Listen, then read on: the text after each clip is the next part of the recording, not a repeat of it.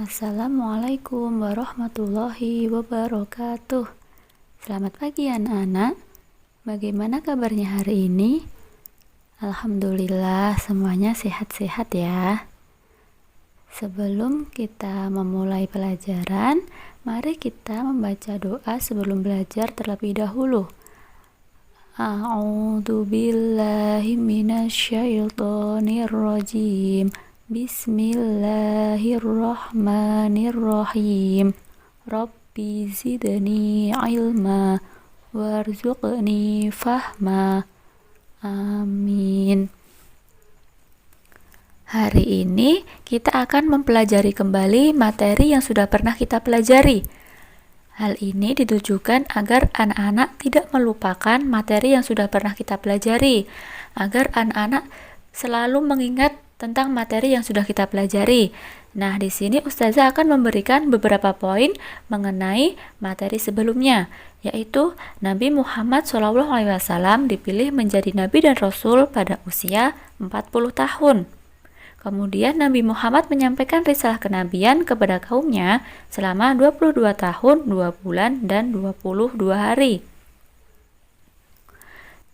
Selanjutnya, Rasulullah menerima wahyu yang pertama kali, yaitu di Gua Hiro. Wahyu yang pertama kali turun adalah surat Al-Alaq ayat 1-5. Nah, dakwah Nabi Muhammad dilakukan secara sembunyi-sembunyi dan juga secara terang-terangan. Dakwah Nabi secara sembunyi-sembunyi dilakukan selama kurang lebih 3 tahun. Sedangkan perintah agar Nabi Muhammad SAW berdakwah secara terang-terangan dijelaskan di dalam surat Al-Hijr ayat 94. Nah, itulah, jadi ada 2 dakwah Nabi Muhammad secara sembunyi-sembunyi dan terang-terangan. Selanjutnya yaitu masih ingat dengan pengertian as-sabiqunal awwalun?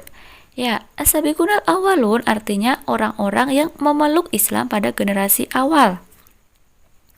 Nah, di sini ada orang pertama yang masuk Islam dari golongan anak-anak adalah Ali bin Abi Thalib. Kemudian wanita pertama yang masuk Islam adalah Khadijah atau istri Nabi Muhammad. Kemudian orang pertama masuk Islam dari golongan hamba sahaya adalah Zaid bin Harithah. Dalam berdakwah, Nabi Muhammad mengalami beberapa tantangan. Nah, tantangan yang paling berat adalah dari penguasa Mekah, kaum bangsawan, dan juga para pemilik budak. Nah, ada juga tantangan dari Abu Lahab, paman Nabi yang bernama Abu Lahab dan Abu Jahal yang sangat menentang kehadiran agama Islam. Kemudian, di dalam surat Al-Lahab menceritakan tentang ancaman Allah Subhanahu wa Ta'ala terhadap Abu Lahab. Nah, yang kedua yaitu ada penentangan dari Abu Jahal. Selanjutnya ada penentangan dari Ummu Jamil. Nah, masih ingat siapa sih Ummu Jamil itu? Ummu Jamil adalah istri dari Abu Lahab. Nah, Ummu Jamil dijuluki sebagai pembawa kayu bakar karena ia suka menyebarkan fitnah yang dapat menimbulkan kekacauan di dalam masyarakat. Kemudian tantangan selanjutnya adalah pemboikotan kaum Quraisy terhadap Bani Hashim. Pemboikotan ini dimulai pada tahun ke-7 kenabian dan berakhir pada tahun ke-10 kenabian. Jadi kurang lebih selama 3 tahun. Nah, selanjutnya kita akan membahas tentang sikap mulia apa saja yang wajib dimiliki Nabi Muhammad SAW. Yang pertama yaitu sidik. Sidik artinya bersikap jujur dan damai setiap perkataan dan perbuatan. Sebelum Nabi Muhammad diangkat menjadi nabi, beliau dijuluki oleh penduduk setempat yaitu dengan sebutan Al-Amin. Nah, Al-Amin ini artinya orang yang dapat dipercaya. Nabi Muhammad SAW selalu bersikap jujur dan dapat dipercaya dalam segala hal. Lawan kata dari sifat sidik ini adalah kazib atau kizib yang artinya berdusta. Kemudian sifat yang kedua yaitu amanah. Amanah ini artinya dapat dipercaya. Lawan kata dari amanah adalah khianat yang artinya mengingkari. Perbuatan khianat tidak mungkin terjadi pada diri Nabi dan Rasul. Selanjutnya yaitu tabligh yang artinya menyampaikan. Lawan kata dari tablik adalah kitman, yang artinya menyembunyikan apa yang menjadi pesan Allah Subhanahu wa Ta'ala. Sifat yang keempat yaitu fatonah.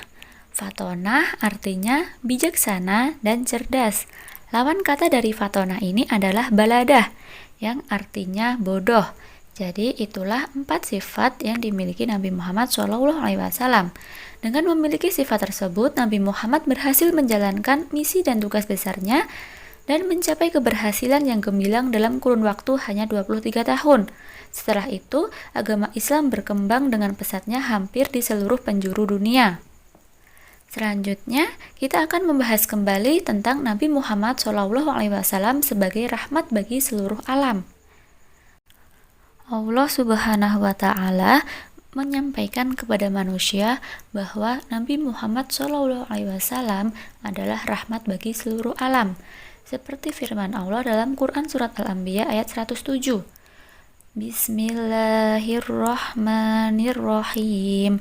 Wa ma arsalnaka illa rahmatan lil alamin.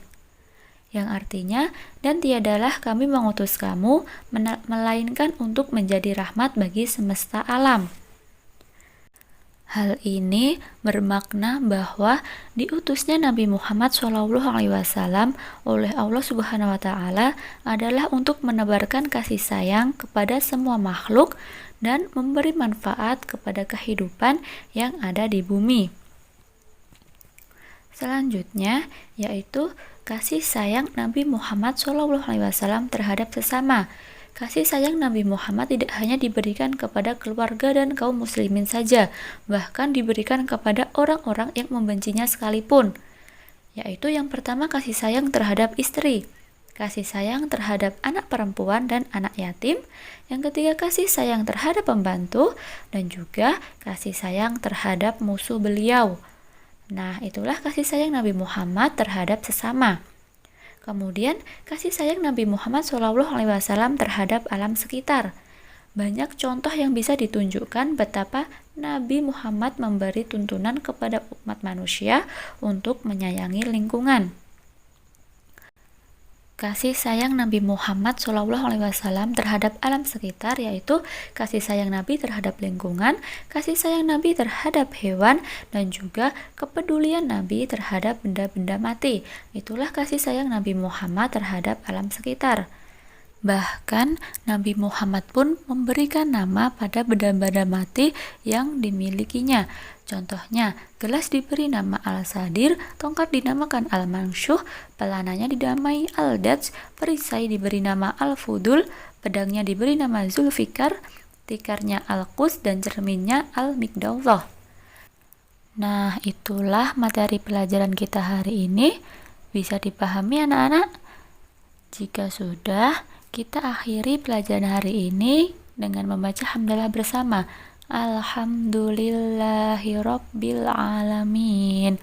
Kurang lebihnya Ustazah mohon maaf. Jangan lupa belajar, jangan lupa tetap jaga kesehatan. Wassalamualaikum warahmatullahi wabarakatuh.